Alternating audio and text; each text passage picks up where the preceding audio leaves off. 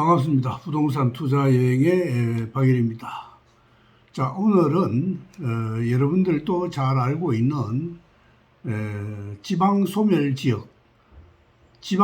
지역과 그에 따르는 토지 투자에 대해서 말씀드릴까 합니다.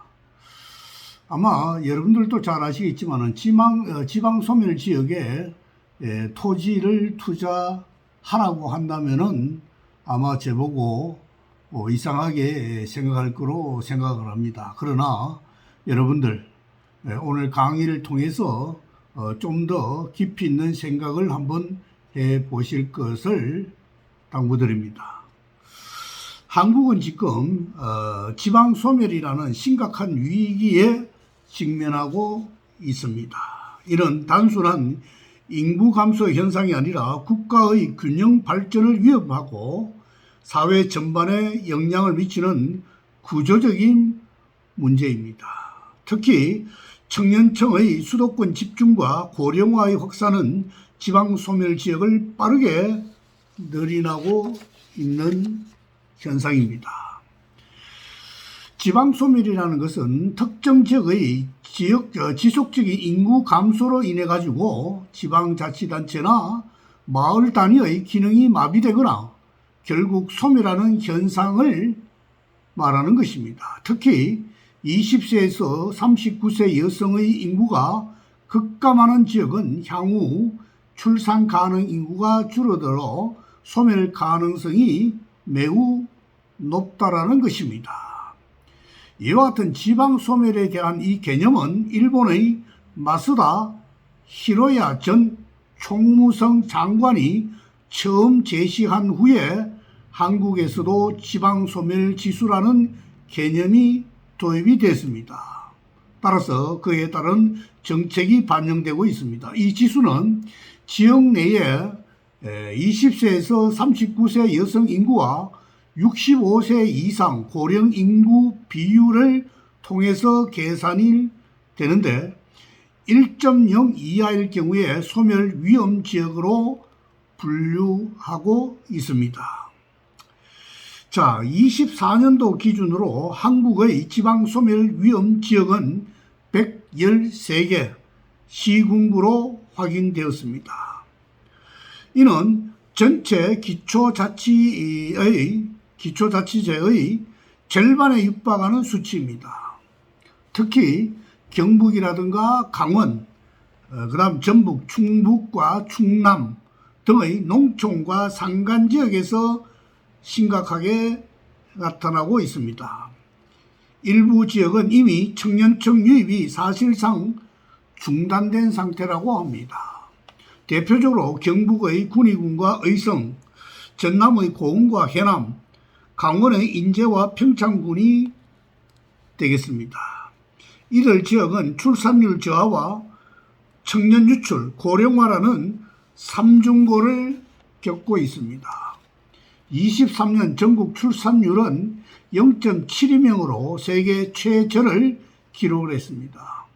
지방은 아마 이보다 훨씬 낮은 경우도 있다고 보여집니다. 이처럼 지방소멸이 초래하는 문제점이 뭐냐? 지방소멸은 단순히 지역의 인구가 줄어드는 문제뿐만 아니라 심각한 파급 효과가 동반된다는 점을 우리가 알아야 되겠습니다. 먼저 경제 기반의 붕괴가 되겠습니다. 청년층과 생산 가능 인구가 줄면서 지역 경제 활동이 급격히 위축됩니다. 폐교라든가 폐점, 병원과 은행, 철수 등 생활 인프라의 붕괴가加速化되면서 이는 다시 인구 이탈을 촉진시키는 악순환을 만들고 있다는 점입니다. 다음으로는 행정 서비스의 마비라는 점입니다.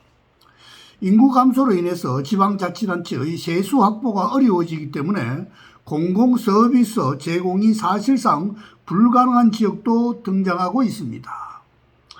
응급의료라든가 대중교통 또는 교육, 보육 등 필수 서비스가 도시 수준으로 유지되기는 어려운 것이 현실입니다. 마지막으로 국토의 불균형 발전이라는 점입니다. 수도권의 인구와 자본이 집중되면서 지역 간의 격차가 더욱 심화되고 있습니다.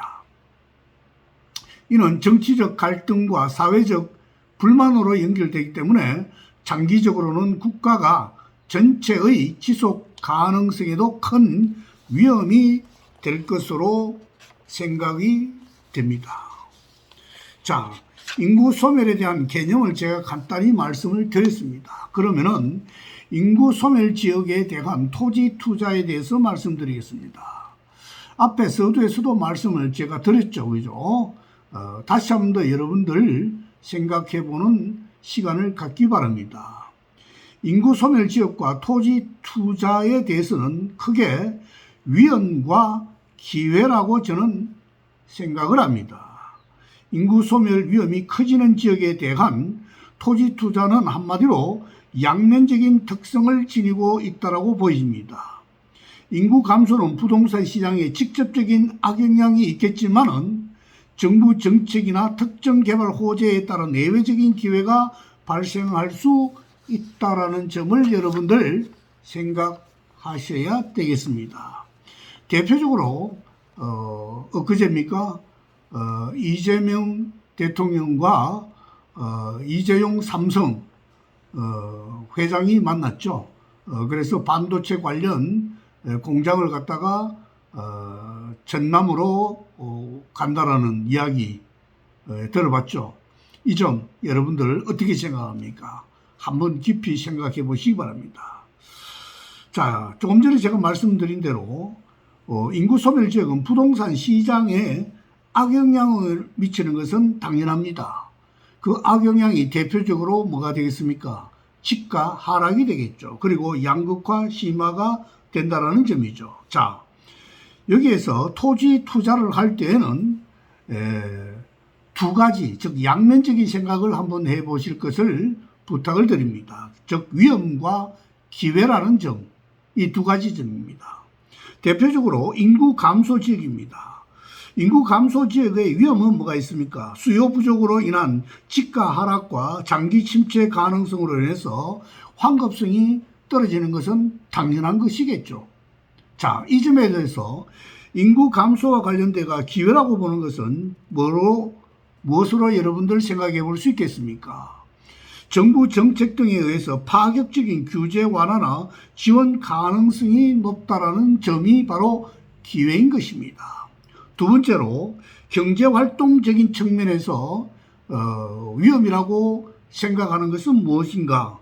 일자리 기반 취약과 지역 매력도 하락으로 인해서 인구 유입 기대는 한마디로 거의 불가능하겠죠. 그러나 인구 경제활동으로 인한 기회는 관광이나 정원 조성 등 특정 테마를 통한 인구 유입과 지역 활성화 성공 사례가 존재한다라는 점을 여러분들 한번 생각해 보시기 바랍니다. 마지막으로 개발 가능성입니다. 인구 소멸 지역의 위험으로는 개발 가능성에 대해서 민간 개발 수요가 거의 없겠죠. 토지의 가치 상승을 기대하기는 한마디로 어렵습니다. 누구나 다 아는 사실입니다. 그러나 기회적인 측면에서 보면 정부나 공공기관 이전, 대규모 국책사업 등 블랙홀 유발 요인으로 지정될 경우에 예외적인 개발 호재가 발생한다는 점, 이것이 바로 기회인 것입니다. 지금 제가 말씀드리는 인구 감소와 경제활동, 개발 가능성, 이 세 가지에 대한 기회와 위험, 이 세 가지 점을 여러분들 다시 한 번 더 깊이 생각해 보시기 바랍니다. 따라서 인구 소멸 지역에 투자할 때는 여러분들 주의할 점도 있습니다. 바로 뭐냐면은 단기적인 차익보다는 장기적인 투자로 접근하는 것이 좋다라는 것이고요. 두 번째로는 정부가 인구 감소 지역에 대한 규제 완화, 즉 세금 감면이라든가 주택수 제외 등과 같은 지역 활성화 사업을 추진하는지를 면밀히 살펴봐야 한다는 점입니다. 또한 개발 호재의 실현 가능성입니다.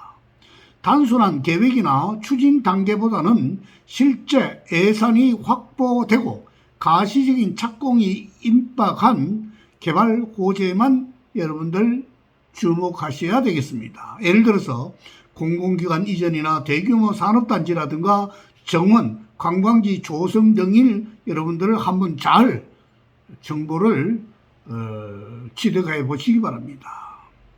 인구 소멸 지역 내에서도 읍면 소재지 중심부라든가 또 교통요충지라든가 또는 관광 명소 인접 지역 등은 상대적으로 가치 하락 방어력이 높거나 개발 가능성이 남아 있을 수도 있다라는 점도 여러분들 한번 생각해 보시고요. 결론적으로 인구 소멸 지역의 토지는 일반적인 부동산 투자와는 달리 정책과 특정 지역 산업의 성공 여부에 따라서 가치가 크게 달라질 수 있기 때문에 인구 소멸 지역에 토지 투자를 할 때에는 좀 더 신중히 접근할 것을 부탁드리겠습니다. 자, 오늘 강의 여러분들 다시 한 번 더 남들과 다른 생각, 남들과 같은 생각이 아니라 다른 생각을 가짐으로써 성공의 열쇠를 여러분들 질 수 있다는 점 분명히 말씀드리고 싶습니다. 수고 많았습니다. 좋아요, 구독 부탁드리겠습니다.